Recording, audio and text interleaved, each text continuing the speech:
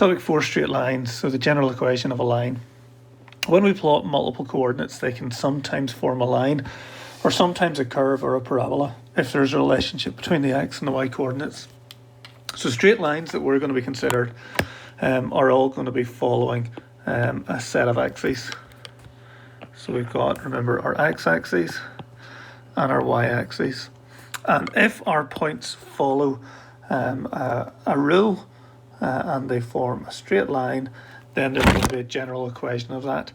And we'll see what that is later on, but at the minute we'll see that it's y equals mx plus c, and that'll be all explained in due course.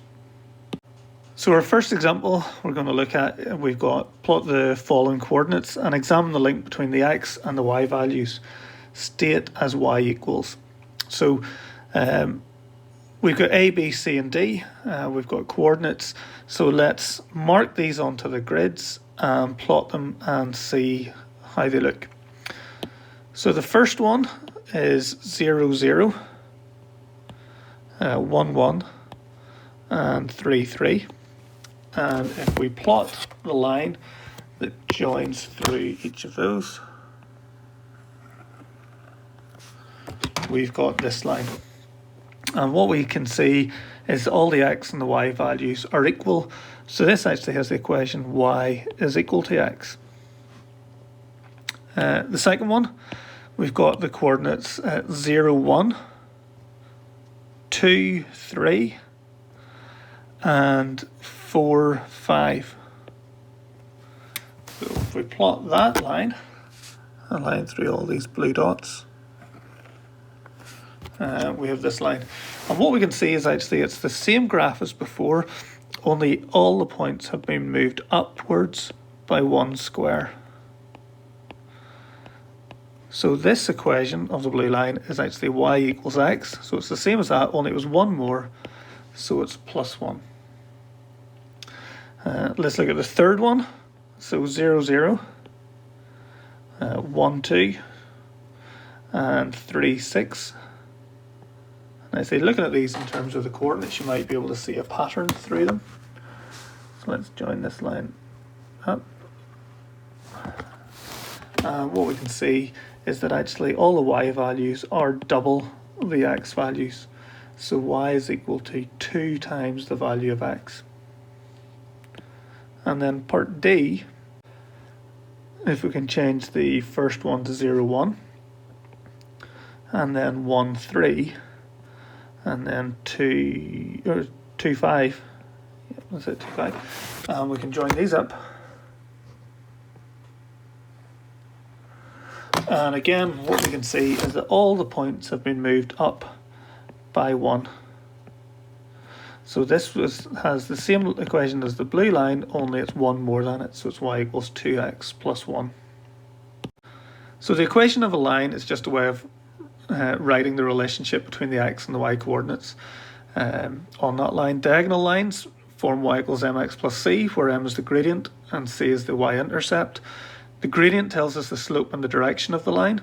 So the vertical distance for every 1 horizontal unit. So whatever the gradient value is, for every 1 horizontal unit, the gradient value will tell you how many vertical units you'll move. The y-intercept tells you where the line crosses the y-axis, and the y, remember, is the vertical axis. Gradient values of more than 1, so 2, 3, 4, and so on, are considered to be steep. If gradient values are equal to 1, then it's steady, and if the gradient is less than 1, then it's a shallow line. Positive gradients slope upwards, and by upwards we mean from bottom left to top right. And then a negative line would slope downwards. Vertical lines, so a line that goes straight up and down, has the equation x equals a, and horizontal lines have the equation y equals b. So what I've got here, I've gone to Desmos and I've given the equation y equals mx plus c, and what we can see is that the gradient value at the minute is 1 and the intercept is 1. So for every horizontal unit we pass, we go up 1. We cross 1, we go up 1. And if I press play and we change the value of the gradient, we will see what happens then. So we can see as m increases, it's getting steep. As it's now on the negative side, it's all going down the way and it's going up. So let's pause that. So here, let's delete, let's go to a gradient of 9.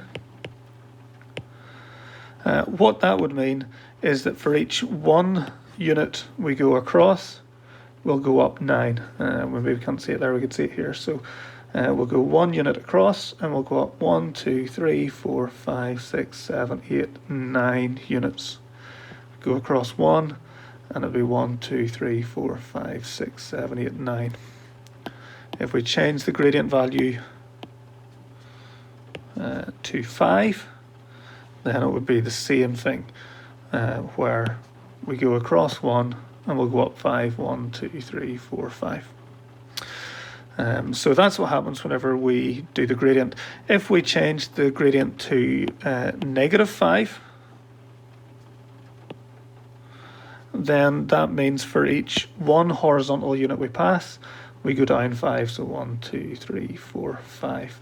And we can see that quite clearly. Okay.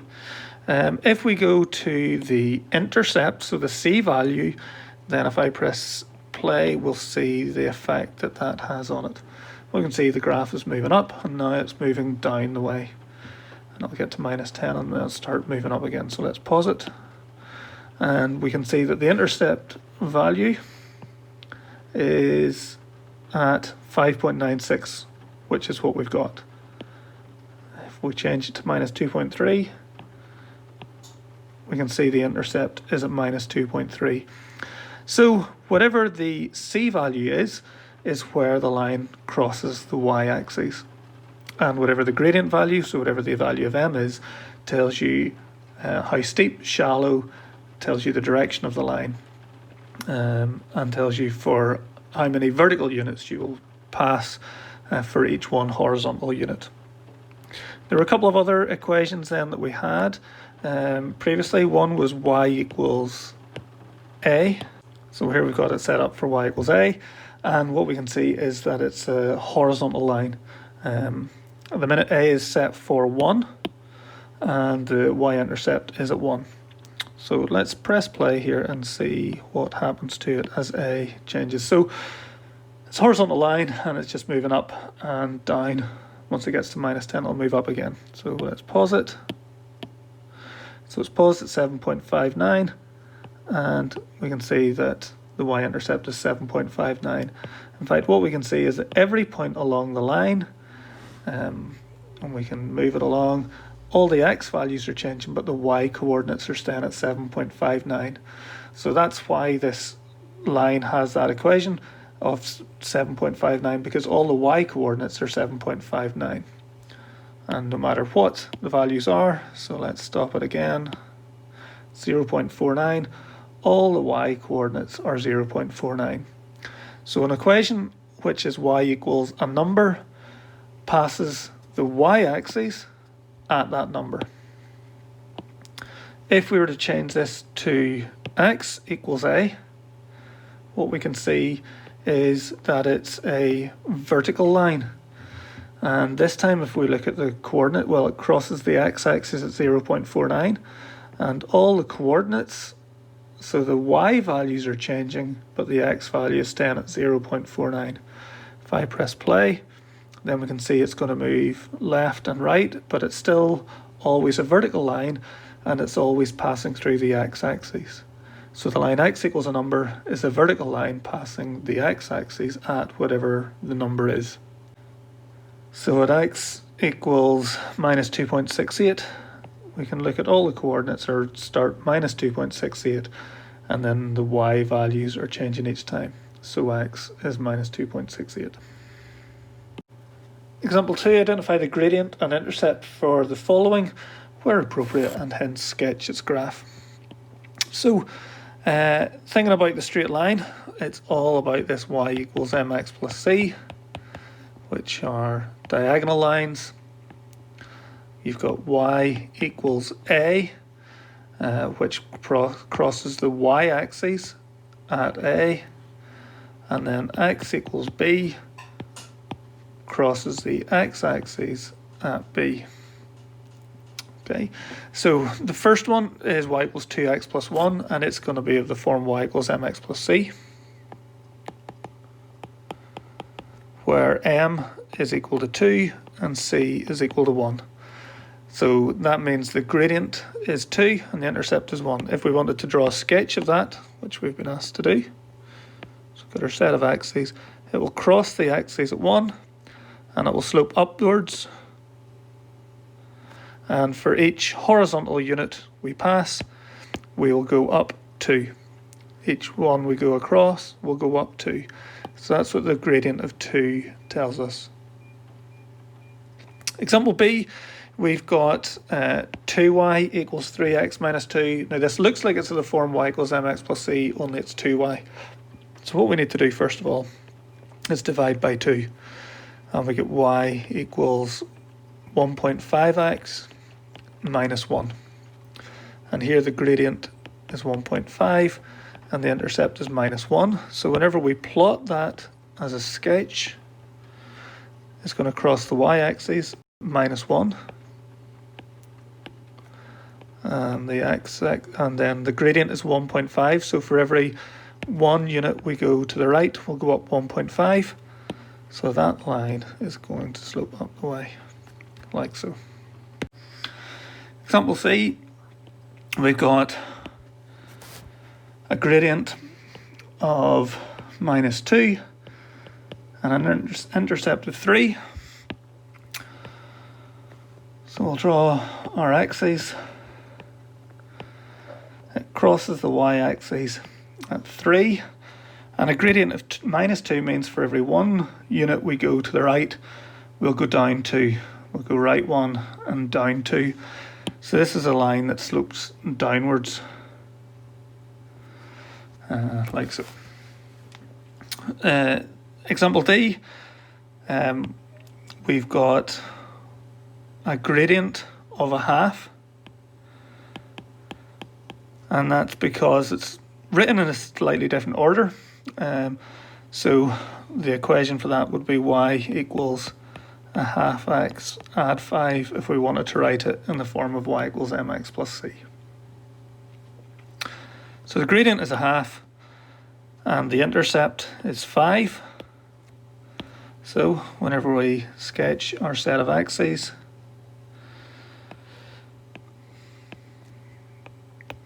we go through at 5. A gradient of a half means for every 1 unit we go to the right, we'll go up a half.